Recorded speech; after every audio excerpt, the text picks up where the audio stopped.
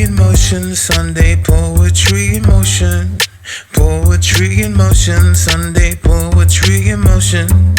Poetry in motion, Sunday poetry in motion. Poetry in motion, Sunday poetry in motion. Hello once again and welcome to Poetry in Motion Sunday. I'm Craig Lewis and you're watching episode 53. And starting with my first poem, this one's called Oh Mother Dearest.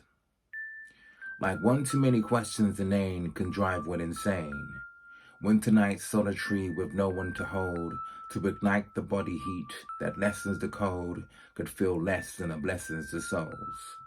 A singleton says hi to 40, then questions unfold from Mother Dearest. As the point she makes it clearest, she wants to be a grandma. The moment would be sweeter than contents from a jam jar spreading on your buttered toast. A midlife crisis coming close, good news she seeks to run and boast. You'd prefer partners to come and go, this side of you she doesn't know. Then she recommends someone she does, either you'll fit like a glove, or the process you may just begrudge. You should be this and that by such an age, the way the elders like to judge.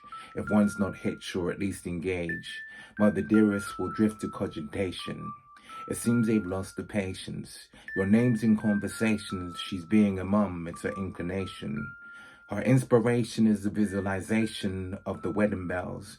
Cupid's arrows sprinkle spells, so you and Lady Luck may dwell. And moving on to my second poem, this one is called Glory. The way the first day of spring takes over winter nights, such glee does it bring, like the feeling when your team gets a win amid a season when it seems they just didn't begin perpetually. Self-belief is merely trapped till you set it free. You're now effective like the waves running through the sea, or looking in the mirror, recognizing who you see from the perspective of the I am. The things you thought you couldn't do before, you're saying I can.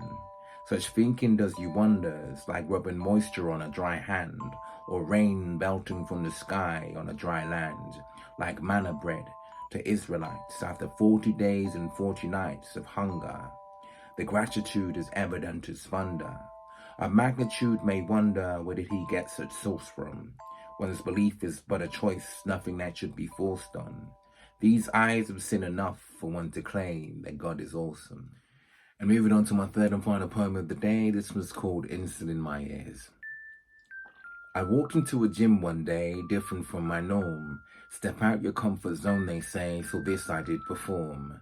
I felt the Yoda man among some youngsters barely born. Had I attempted to match their strength, some muscles would be torn. Unwise to be a member here, this place I just sojourn. Whilst these youngsters grind and beach prepare on weights that I won't lift. A few miles on the treadmill is a thing I can commit. Plus it's now been 6 months since I smoked a cancer stick. Oh, I mean a cigarette. Alan wish he didn't bet. He said I'd last a week. Now 200 pounds in debt still owes me as we speak. The last I heard he's in Jamaica roasting in the heat. It's the right for some. I'm sweating on his treadmill whilst he's bathing in the sun. The blessing is the notion that I'm sticking to my guns.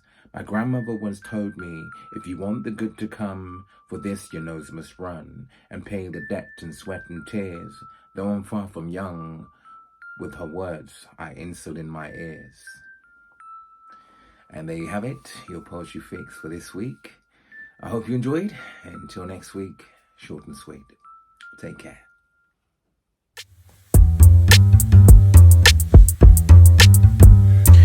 Poetry in motion, Sunday poetry in motion. Poetry in motion, Sunday poetry in motion. Poetry in motion, Sunday.